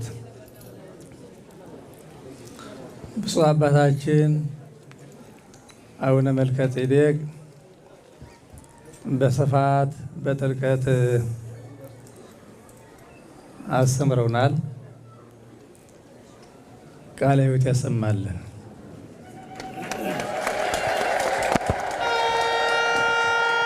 እንግዲህ እንደምታውቁት ሲመረቅ አጭር ሰዓት ነው የሚመረቀው። ሲሰራ ግን ብዙ ውጣ ውረድ አለው። ይኸው እንግዲህ ምርቃቱ እያለቀ ነው ያለው። ቅድም እንደጠቀስኩላችሁ የምስጋና ቀን ስለሆነ ምስጋናዬን ለመድገም ነው። ቅድም አመስግኛቸዋለሁ። አሁንም በድጋሜ ለማመስገን ነው። ብፁዕነታቸው የቤተ ክርስቲያኑን አመሰራረት፣ የቤተ ክርስቲያን ድርሻ፣ የቤተ ክርስቲያን አገልግሎት ምን እንደሚመስል፣ መነሻው ምን እንደሆነ፣ ማዳራሻው ምን እንደሆነ፣ እነማን እንደሚያገለግሉ፣ እነማን እንደሚገለገሉ ከብሉይ ኪዳን ጀምረው እስከ ሐዲስ ኪዳን ያለውን አራቀው አስፍተው አጉልተው አስተምረውናል። ህንፃ ነበረ በቅባ ቅዱስ ከብረዋልና ደስ ይበላችሁ ነው ያሏቸው። እናንተም የሥላሴ ህንፃዎች ናችሁና ደስ ይበላችሁ ነው ያሏቸው። ይህንን ህንፃ ቤተክርስቲያን ተሰልፈን እንደሰራ ነው አሁንም ተሰልፈን መቁረብ ንስሐ መግባት እንደሚያስፈልገንም ጠቅሰዋል ሱነታቸው። ስለዚህ ቤተክርስቲያን የሚሰራው ለእኛ ለነዋሪዎች ነው። ነዋሪዎቹ ደግሞ በአግባቡ በህጉ በስርዓቱ ስንከተል ነው። ጸብ፣ ክርክር፣ ውጣ ውረድ እንደማያስፈልግ ጠቃቅሰው አስተምረውናል። እኛ ከዚህ የምንኖረው ነዋሪዎቹ የዚህ የባቱ የዝዋይ ነዋሪዎች ይህንን ህንፃ ሰርታችሁ ልትመሰገኑ ይገባችኋል ብሏቸዋል። እኔም እንደዚሁ አመሰግናቸዋለሁ። የተከበራችሁና የተወደዳችሁ ከነ ችግራችሁ ከነ ሐዘናችሁ ከነ ልቅሷችሁ ከነ መከራችሁ ከልዩ ልዩ ፈተናዎች አልፋችሁ በዚሁ ቁማችሁ ለማስመረቅ ለመባረክ እግዚአብሔር ስላበቃችሁ እንኳን ደስ አላችሁ እላለሁ። ሌሎቻችሁም በዚሁ ህንፃ ተሳታፊዎች ሆናችሁ የወጣችሁ የወረዳችሁ የደከማችሁ ዋጋ የከፈላችሁ በገንዘባችሁ በሀብታችሁ በንብረታችሁ በጉልበታችሁ በተለያዩ አገልግሎት ያገለገላችሁ ሁላችሁ እንኳን ደስ አላችሁ እላለሁ። እንግዲህ ከሁሉ በላይ ደግሞ ከሁላችን በላይ ብዙ ገንዘብ ያበረከቱ መልአከ መንክራት እኔ መቼስ ምን አመጣህ እንዳትሉኝ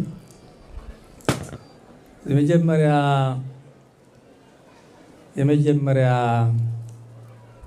በስብከተ ወንጌል ከዚህ አካባቢ እያስተማሩ እዚህ አካባቢ የነበሩትንም ምዕመናን እያበራቱ ያገለገሉ ወንድም ናቸውና እሳቸውንም አመስግኗቸው። ለነገሩ የዝዋይ ነዋሪ ናቸው። ዝዋይን አብረው የቆረቆሩ ናቸው። አሁን ወደ አዲስ አበባ ወጥተው ትንሽ ተሰወሩ እንጂ በዚህ ዙሪያ ሲያገለግሉ ነው ይኖሩና ይህንን ህንፃውን ከሀገር ሽማግሌዎቹ ቢሰለፉ ከጓደኞቻቸው ጋር ነው የተሰለፉና በዚሁ ሊመሰገኑ ይገባቸዋልና አመስግኗቸው ለማለት ነው። ሁላችሁንም ከዚህ ከገዳሙ ልጀምርና ከገዳሙ ለሰንጋ የሚል ነገር ነበረ። ለበረከት ያህል እንደ ትንሽ ሳንቲም ካላችሁ ገዳማውያኑ አምጡ። የገዳሙ በረከት ለበረከት አዲስ ብር ነው። እንዲያውም እውነት በሉ አመስግኑ። እሺ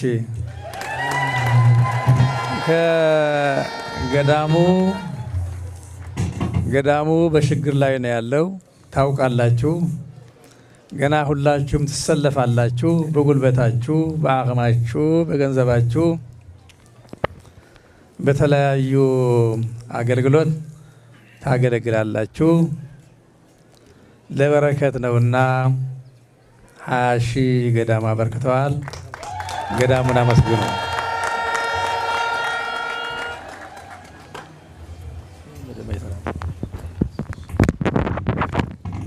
ሁላችሁም እንደዚሁ ለበረከት እኔ ለመጀመሪያ የለውና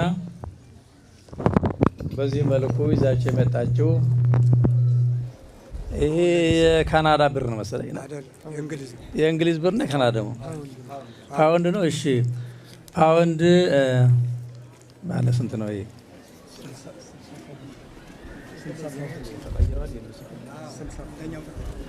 የዚህ የካናዳ የድሮ የእንግሊዝ ብር የነበረው እንደኛ ተቀይሯል ማለት ነው።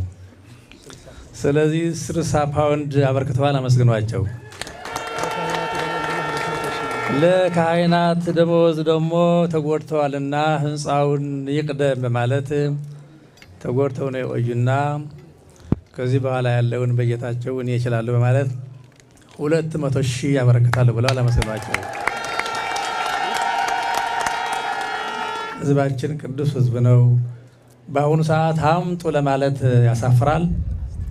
ነገር ግን ዝም ለማለፍ ደግሞ ያስንቃል። ወይም ደግሞ ምን ስለሆነ ነው ዝም ብሎ የታለፈ ይባላል። ስለዚህ ከነ ችግራችንና ሁሉም ነገር በመቻል አቅም የፈቀደውን ደቃቅ ሳንቲም ብትሆን መድረኩ ከዚህ ክፍት ስለሆነ ሁላችሁም እየመጣችሁ ታበረክታላችሁ።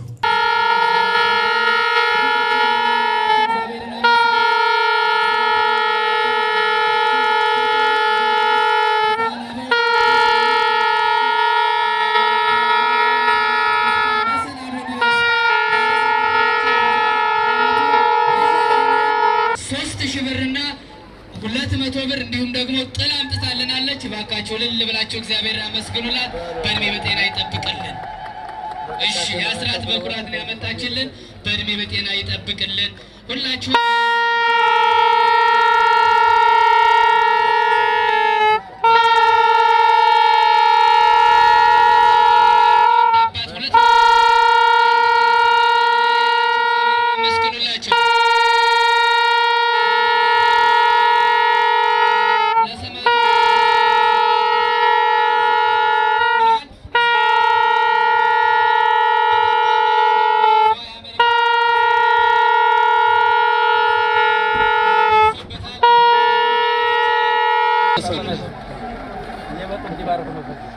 ስሜን እግዚአብሔር ያውቀዋል። 1000 ብር አምጥተውልናል። የቅዱስ ሚካኤል ማህበርተኞች በበቀለ ስር ያሉ ማለት ነው።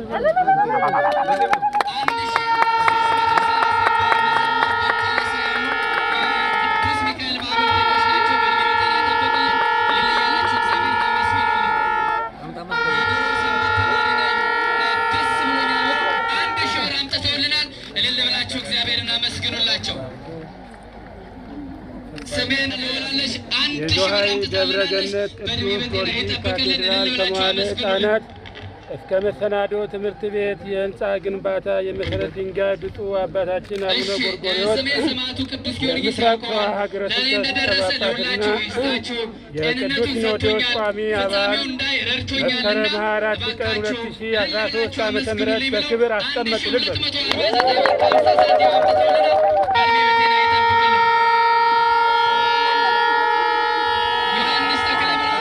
ከተማችን እንዲህ አይነት ልጆቻችን እግዚአብሔር አምላክ ይባርከን ይቀድሰን።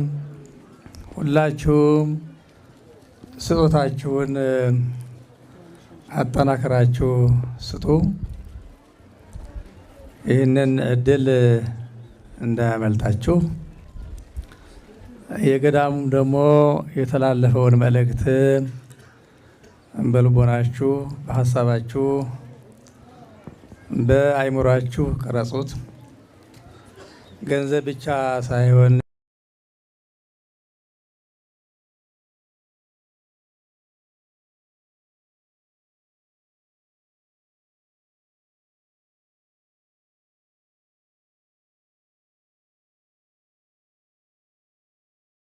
ሳችሁ ህይወት ነው። ይህንን ገዳም አንድ ምክንያት ቢሆን እኛ እዚህ አካባቢ ያለን ነዋሪዎች መጀመሪያ የሚጠየቀው ጎረቤት ነውና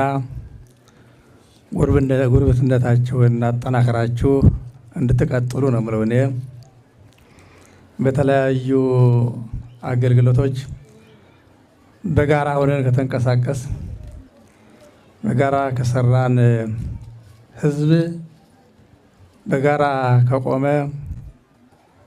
ትንሹ እግዚአብሔር ነው።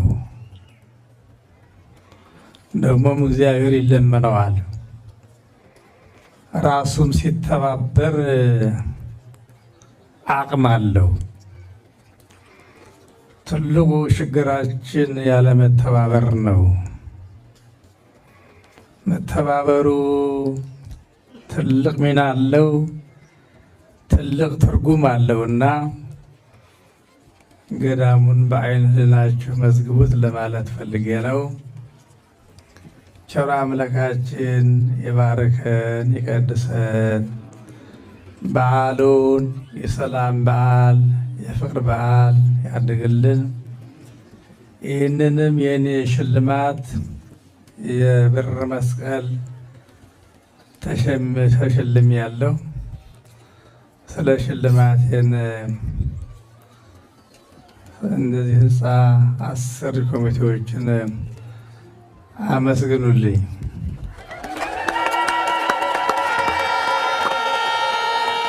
ይህንን መስቀል እንደ ቅርስነት ከዚሁ የሚመዘገብ ሆኖ ለታቦተ ሕጉ እኔም አስረክባለሁና በዚህ መልኩ ይመዝገብልኝ።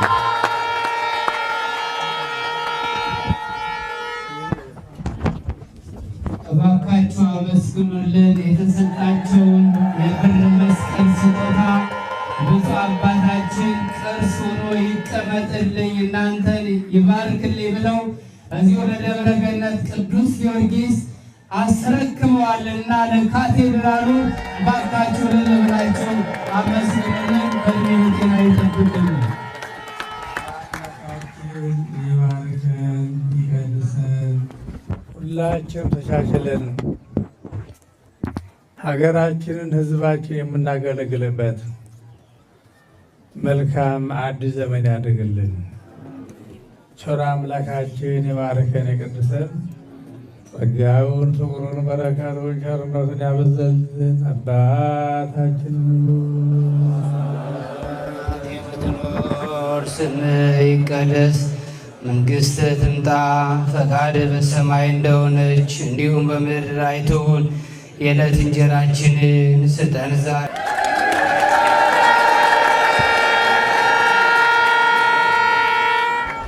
አሐተ ሰአልክዎ ለእግዚአብሔር ወኪያሃ አሐስስ ከመ ቤቶ ለእግዚአብሔር። እግዚአብሔርን አንዲት ነገር ለመንኩት እርሷንም እሻለሁ፣ በሕይወቴ ዘመን ሁሉ በእግዚአብሔር ቤት እኖር ዘንድ።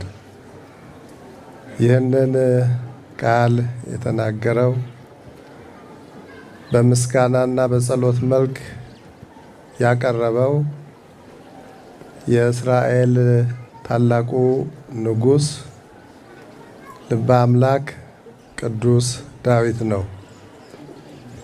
ይህን የተናገረው ከቃሉ እንደምንረዳው ምኞቱ፣ ፍላጎቱ፣ ሐሳቡ ሁሉ ምን እንደሆነ ያመለክታል።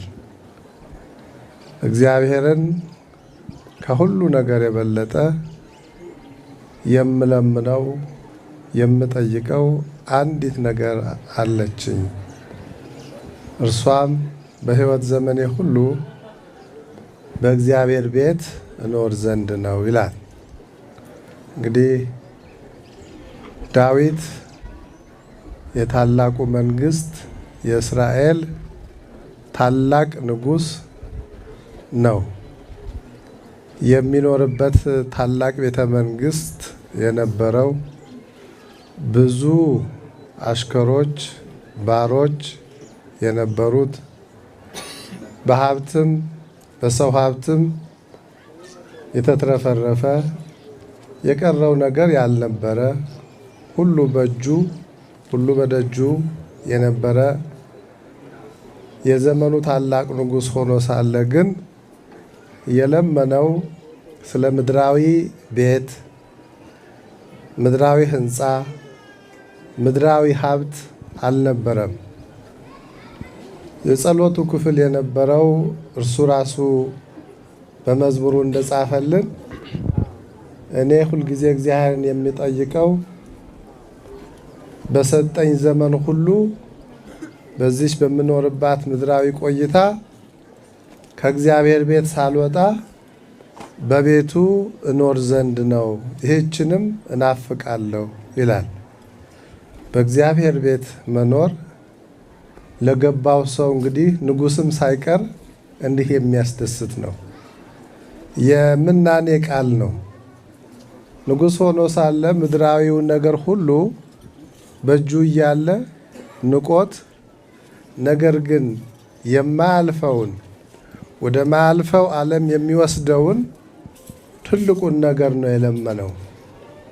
ይኸውም በእግዚአብሔር ቤት መኖር ነው። ሰው በእግዚአብሔር ቤት ከኖረ ሁሉም ነገር የእርሱ ነው። የሚያልፈውም ቢሆን በኃላፊነት ይሰጠዋል፣ የሚመጣውም ቢሆን በተስፋ ይቀመጥለታል። ለዚህ ሁሉ ግን አስቀድሞ ትልቁን ነገር ማወቅ ነው። ሰው በእግዚአብሔር ቤት ሲኖር በዚህ ዓለም ያለውንም በወዲያኛው ዓለም ያለውንም ሀብት ያገኛል። ጌታችን መድኃኒታችን ኢየሱስ ክርስቶስ ራሱ እንደነገረን አስቀድማችሁ የእግዚአብሔርን መንግሥት ጽድቁንም ፈልጉ፣ ሌላው ነገር ሁሉ ይጨመርላችኋል ነው። የእግዚአብሔር መንግሥት በሰማይ ያለው ነው። አሁን ያለው በእግዚአብሔር አስተዳደር ውስጥ የሆነ ምድራዊ ነው። የሚያልፍ የሚቀር ነው። ሰማያዊው የእግዚአብሔር መንግሥት ግን ዘላለማዊ የማያልፍ ነው። ስለዚህ ያንን የማያልፈውን ፈልጉ፣ እንዳታልፉ ለዘላለም እንድትኖሩ ነው።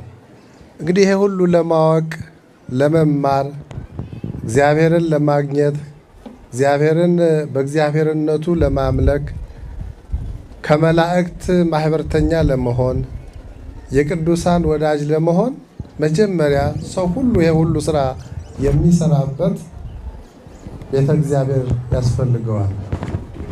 ሁሉም ነገር መንፈሳዊው ነገር ኃጢአትና ጽድቅ ለይተን የምናውቀው ከቤተ እግዚአብሔር ነው። የዓለም እውቀት የስጋን ነገር ብቻ ያሳውቀናል። የዓለም ሀብት፣ የዓለም ነገር ሁሉ ዓለማዊ ያደርገናል።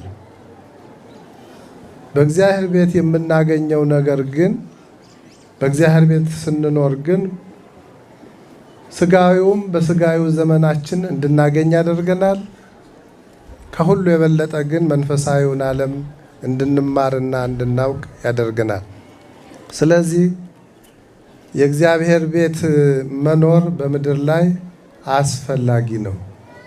ሰው ሃይማኖቱን ለመማር ለማወቅ፣ ሃይማኖታዊ ስራ ለመስራት፣ የአምልኮት ስራ ለመፈጸም፣ ከእግዚአብሔር ጋር ለመገናኘት፣ ከመላእክት ጋር ለመተዋወቅ፣ የቅዱሳንን መንገድ ለመከተል፣ ቅዱስ ለመሆን መጀመሪያ ቤተ እግዚአብሔር ያስፈልጋል።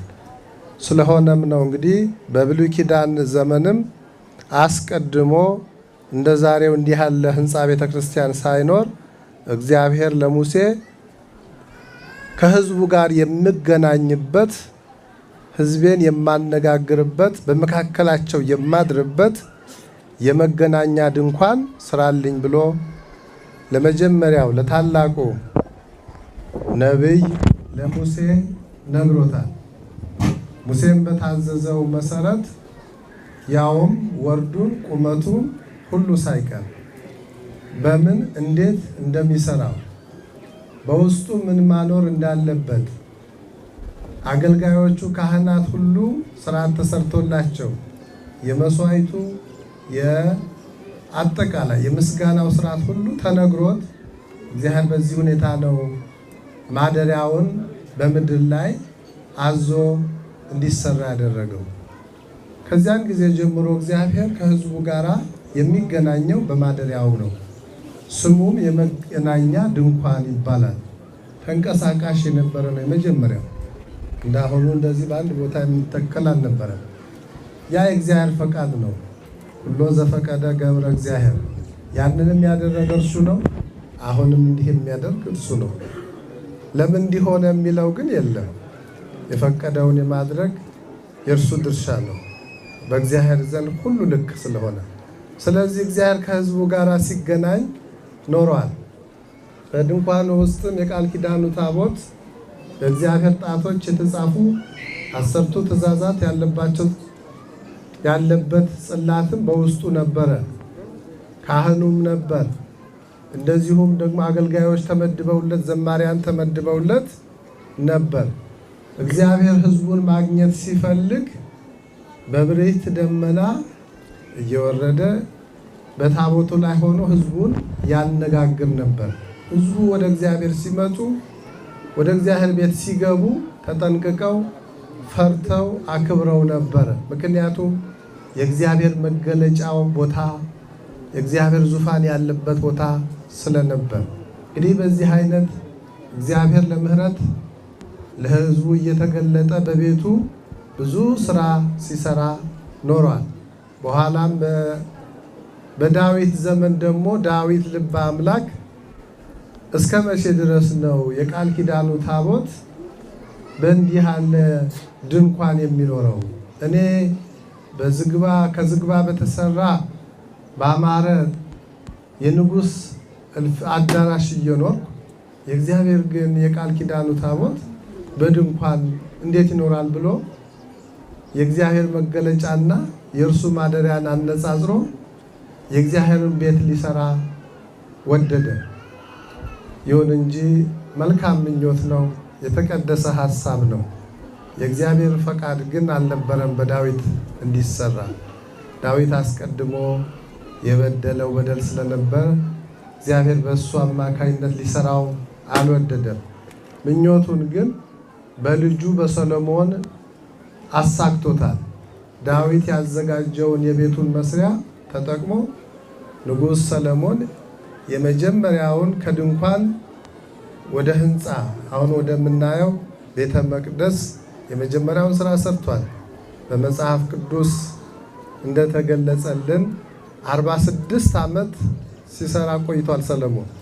46 ዘመን የፈጀ የእግዚአብሔር ቤት ነው የመጀመሪያው ቤተ መቅደስ። ሐዋርያት በዚህ በማቴዎስ ምዕራፍ 24 ላይ ተደንቀው ይሄ የሰሎሞን ቤተ መቅደስ ጌታ ሰው ሆኖ በስጋ በተገለጠ ጊዜ እየገባ ያስተምርበት ነበር። ስለዚህ ገብተው ሲወጡ ጌታ ሆይ ይሄንን ቤተ መቅደስ አየኸው? እንዴት ያስደንቃል! ምን አይነት እጆች ናቸው የሰሩት ብለው እስኪደነቁ 46 ዘመን ፈጅቷል። የሰው ሐሳብ ይሄው ነው፣ የእግዚአብሔር ሐሳብ ግን ሌላ ነው።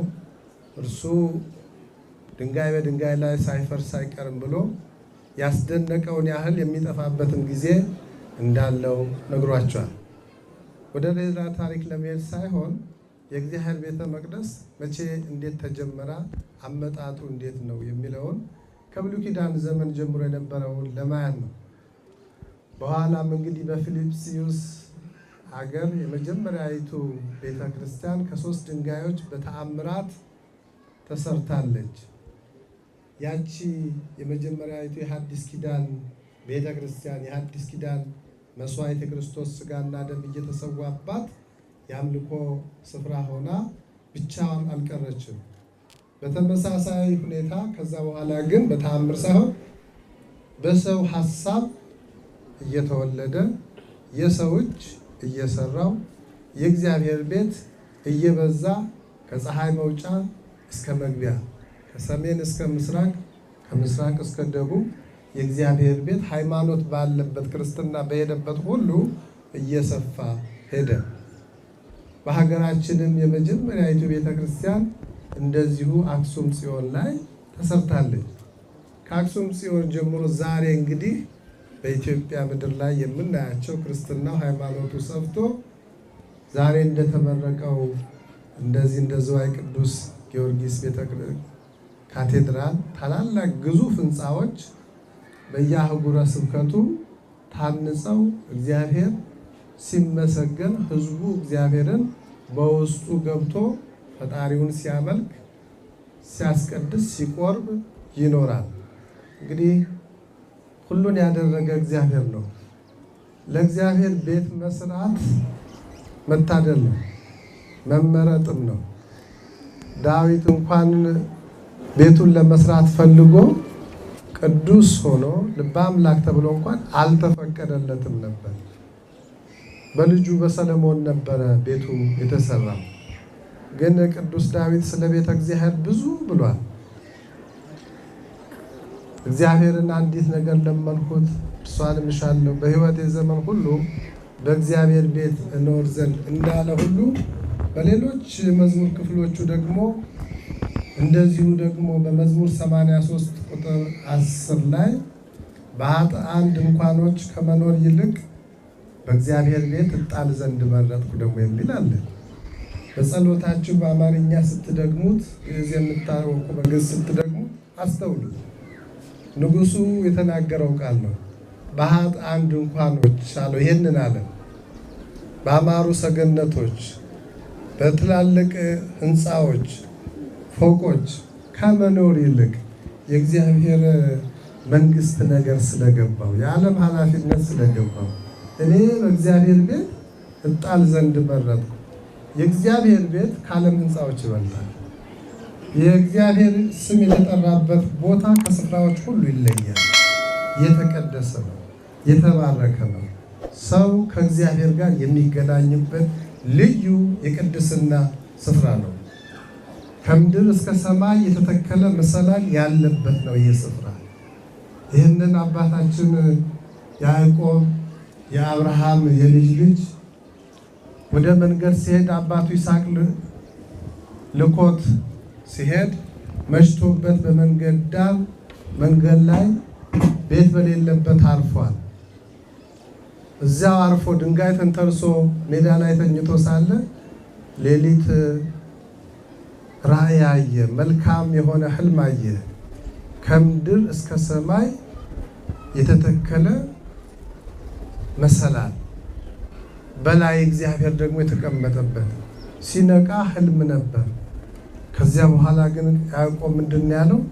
ይህ ስፍራ እንዴት የሚያስፈራ ነው! ይህ የእግዚአብሔር ቤት ነው አለ። ይህ የእግዚአብሔር ቤት ነው ብሎ ብቻ አልቀረም። የተንተራሰውን ድንጋይ ወስዶ ዘይት አፍስሶ እዚያው ተከለው። ይህ የእግዚአብሔር ስፍራ ነው። የእግዚአብሔር ቤት ሲሰራ መጀመሪያ በብፁዓን አባቶች ወይም ብፁዓን አባቶች ባዘዟቸው በፈቀዱላቸው ቆሞሳት የመሰረት ድንጋይ የሚኖረው ቤተክርስቲያን ከዛ የወሰደችው ነው። ያንን ቦታ ይህ የእግዚአብሔር ቤት ነው ብሎ ጠራው። ስሙን ቤቴል አለው፣ የእግዚአብሔር ቤት። ቅዱስ ዳዊትም በመዝሙር 117 ቁጥር 20 ላይ ዘአንቀጽ እንተ እግዚአብሔር ጻድቃን ይበውኡ ውስቴታ፣ ይህች የእግዚአብሔር ደጅ ናት አለ። ቤተ እግዚአብሔር ጻድቃን ወደ እርሷ ይገባሉ። አዎ የእግዚአብሔር ቤት ጻድቃን የሚገቡባት፣ ጻድቃን የሚወለዱባት፣ ጻድቃን የሚኖሩባት፣ ሰዎች ኃጢአተኞች ሆነው ሳለ ጠባያቸውን አስተካክለው ንስሐ ገብተው ኃጢአተኞች ጻድቅ የሚሆኑባት ናት የእግዚአብሔር ቤት። እንደነ ሙሴ ጸልም ያሉ በዓለም ያለው ሁሉ ኃጢአት የሰሩ ወደ እግዚአብሔር ቤት ወደ ገዳም በገቡ ጊዜ ግን ተለውጠው ቅዱስ ሆነው ይጠራሉ። እንደነ ማርያም መግደላዊት እንደነዚህ ያሉት ብዙ ኃጢአት የሰሩ በወንጌል ኃጢአታቸው የተገለጠው እንኳን ከተለወጡ ወደ እግዚአብሔር ቤት ከገቡ በኋላ ግን ኃጢአታቸው ቀርቶ ተደምስሶላቸው በስማቸው ቤተክርስቲያን እስከ መታነጽ ደርሷል። ስለዚህ የእግዚአብሔር ቤት ቅዱስ ነው። የእግዚአብሔር ቤት ከምድር እስከ ሰማይ የተተከለ መሰላል ያለበት ነው። ወደ ቤተ እግዚአብሔር ስንገባ አባቶቻችን እንዳስቀመጡልን ስርዓት እንዲያውም ከውጭ በር ስንደርስ ምንድነው ብለን ምንገባ? ተራ ዝም ብለን ዘው ብለን እንደኛ ቤት እንደ ግል ቤታችን እንደ ማንኛውም ቦታ አንገባ። ሰላም ለኪ ቅድስት ቤተ ክርስቲያን አምሳለ ኢየሩሳሌም ሰማያዊት መስአል ወመስጋድ እያለ ይቀጥላል። የሰማያዊቷ ኢየሩሳሌም በሰማይ ያለችው የእግዚአብሔር ቤት አምሳል፣ በምድር ላይ ያለሽው የሰማይ ቤት አምሳል ይሆንሽ ቅድስት ቤተ ክርስቲያን ሆይ ሰላም ላንቺ ይሁን እያሉ እየሰገዱ ይገባሉ። ቅዱስ ዳዊት ብዙ ጽፏል። እኔ በቸርነትህ ብዛት ወደ ቤትህ እገባለሁ፣ በምትመሰገንበትም በቅድስና ስፍራ እሰግዳለሁ ይላል። እየሰገዱ ነው የሚገባው። ይገባናል ብለን ባንልም እንደ ማንኛውም ቤት ቸርነትህ ግን ወደ ቤትህ ሁሉ እንድንገባ ያደርገናል። እንግዲህ ዛሬ የተሰራው ቤት ይሄ ነው። በዚህ መንፈስ መጠበቅ አለበት። በዚህ መንፈስ መኖር አለበት። የእግዚአብሔር ቤት የመዘመሪያ ቦታ ነው። የእግዚአብሔር ቤት የመዝፈኛ ቦታ አይሆንም። የእግዚአብሔር ቤት የእግዚአብሔር ቃል ብቻ ይነገርበታል። የእግዚአብሔር ቤት ፖለቲካ አይነገርበትም። የእግዚአብሔር ቤት መንፈሳዊ ነገር ብቻ ይካሄድበታል። የእግዚአብሔር ቤት ስጋዊ ነገር አይስማማውም። ስጋዊነትን እየተዉ ወደ መንፈሳዊነት እየተለወጡ ቅድም በቅዳሴ ከመጨረሻ መምህር ጌቱ እንዳስተማሩት ቤተ መቅደስ እኛም ቤተ መቅደሶች ነን። ሁለት ነው ቤተ መቅደስ። አንደኛ እኛ የሰራ ነው ለእግዚአብሔር ማምለኪያችን የሆነው ህንፃው፣ ለእግዚአብሔር ለራሱ ግን በዋናነት መቅደሱ ህንፃው እኛ ራሳችን ነን ሰዎች። ይህንን ቅዱስ ጳውሎስ በቆሮንቶስ መልእክቱ አንደኛው ምዕራፍ 3 ቁጥር 16 ላይ እናንተ የእግዚአብሔር ቤተ መቅደሶች እንደሆናችሁ አታውቁም? ታውቃላችሁ ይላል። ክርስቲያኖችን ነው። ስለ ውጫዊ ስለ ግንብ ቤተ መቅደስ ብቻ እናንተ ራሳችሁ እኮ ለእግዚአብሔር ለእርሱ እናንተ ናችሁ የመጀመሪያ መቅደስ። በምን አመሳስሎት ነው? የሚያመሳስለው ነገር አለ። ቤተ መቅደስ ትላንት ሲመረቅ በብፁዕ አባታችን ተባርኮ ሲመረቅ ምንድን ነው ተባረከ ያሰኘው ነገር? ምንድን ነው ተመረቀ ያሰኘው? በማንኛውም ባለስልጣን ማንኛውም ህንፃ ይመረቃል። ይሄኛው ግን የተለየ ነው። የዚህኛው ህንፃ ምርቃት ምንድን ነው ልዩነቱ? ያኛው ሪባን ቆርጦ አጨብጭቦ መግባት ነው። ይሄኛው ግን እሱ ብቻ አይደለም። ቅባ ሜሮን ተቀብቷል እየተዘመረ ከቅዱሳት መጽሐፍት የተውጣጡ ጸሎቶች እየተጸለየ ቅባ ሜሮን በወይራ ቅጠል ዙሪያ ውስጡም ውጩም አምዶቹም ግድግዳውም ውስጡ ሁሉ ታትሟል። ለምንድን ነው? ከተራ ቤት የተለየው በዚህ ነው። ቅባ ሜሮን ተቀብቷል። አሁን ከዚህ አጥር ውጭ ያለው ቤት እና ይሄኛው ስናያቸው አንድ አይነት ናቸው።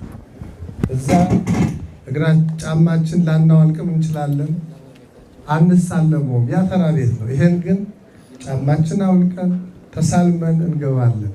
ለምን? የእግዚአብሔር ቤት ነው። የእግዚአብሔር መንፈስ አለበት። የእግዚአብሔር ማደሪያ ነው። ተከብሯል። በምን ተለየ? ቅባ ሜሮኑ እንዲለይ አድርጎታል። ከተራ ህንፃነት ወደ እግዚአብሔር ቤትነት፣ የተቀደሰ ቤት፣ የተለየ ቤት፣ የእግዚአብሔር ማደሪያ እንዲሆን አድርጎታል። ይሄው ሁኔታ ስንመለከት ሰውም እንደዚሁ ሲወለድ ከእናት ከአባቱ በስጋና በደም ይወለዳል። በኋላ ደግሞ የመንፈስ ቅዱስ ማደሪያ እንዲሆን ክርስቲያን እንዲሆን ምን ይደረጋል?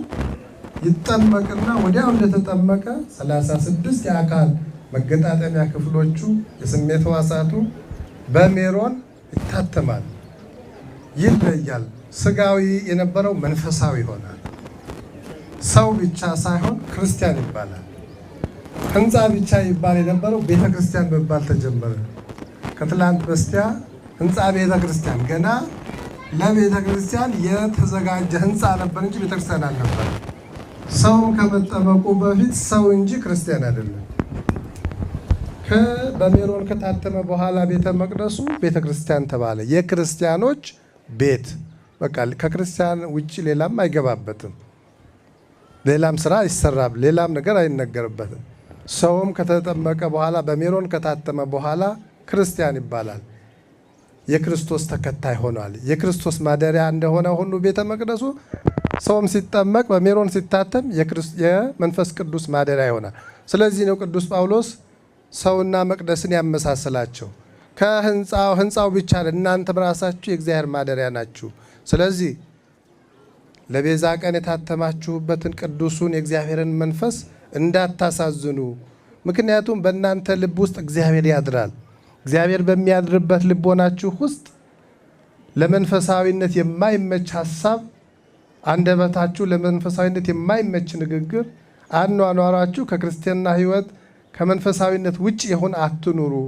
በእናንተ ውስጥ እግዚአብሔር አለ፣ በሰራችሁትም ቤት እግዚአብሔር አለ ነው።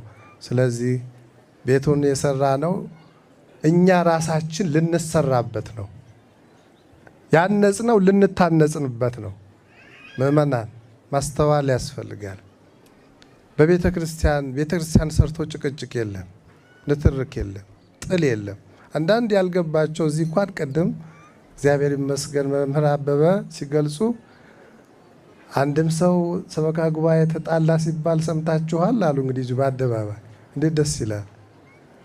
በምን በገንዘብ አልተጣላችሁ፣ በሌላ አንዳንድ ቦታ ያልገባቸው የእግዚአብሔር ቤት ጥቅም ይጋጫሉ፣ በብዙ ነገር ይለያያሉ። ወደፊትም ህንፃ ለምትሰሩ ነው እንደዚህ አይነት አይደል። እንደ ዛሬዎቹ በፍቅር የሚጨርስ ፈተናም ቢኖር ቅድም እንደገለጹት በአባቶች መመሪያ ሰጭነት የሚመራ ከሆነ ያለ ጸብ ያልቃል። የእናንተ ቤት ደግሞ በእንደዚህ እንዳለቀ ነው የተገለጸው። እንግዲህ በዚሁ ቀጥሎ ይሄ ፍቅር መቀጠል አለበት። በዚህ ቤት ውስጥ ፍቅር መሰበክ አለበት፣ ሰላም መሰበክ አለበት። የሰዎች ሁሉ እኩልነት፣ አንድነት መነገር አለበት። ሰዎች ክርስቲያኖች፣ ኦርቶዶክሳውያን ከሆኑ በኋላ አይለያዩም። ዘመን አመጣሽ ነገርን እየተከተሉ ምድራውያን ሰዎች ያመጡትን ነገር በቃ ሃይማኖት አንድ ያደረገው ሰው ሌላ ምንም ምክንያት የለውም ሊለያይ። አሁን ክርስቲያን ሆኖ ግን የሚያስብ ከሆነ ይሄ ቤት ቢሰራም በዚህ ቤት ውስጥ ቢኖርም እንደዛ የሚያስብ ከሆነ ልክ ላይሆን ይችላል። ሁሉ ሰው እንደ አንድ ልብ መካሪ፣ እንደ አንድ ቃል ተናጋሪ ነውና ቤታችን እንግዲህ የአንድነታችን መገለጫ ነው። በተለይ በዚህ ዘመን በዚህ በሽታው እያለ እንኳን ይህን ያህል ህዝብ መሰብሰቡ እግዚአብሔርን በማመን ነው፣ ተስፋ በማድረግ ነው። ዓለም እንዲህ ያለ ይፈሪ ስለሆነ እግዚአብሔርን ስላልያዘ የሚያምነው በሌላ ነው። እኛ ግን እግዚአብሔርን ይዘን ነው። እግዚአብሔር ብርሃኔና መድኃኒቴ ነው። የተከበሩ በዚህ ቤተክርስቲያን ብዙ አስተዋጽኦ ያደረጉ መላእክት፣ መነኮሳት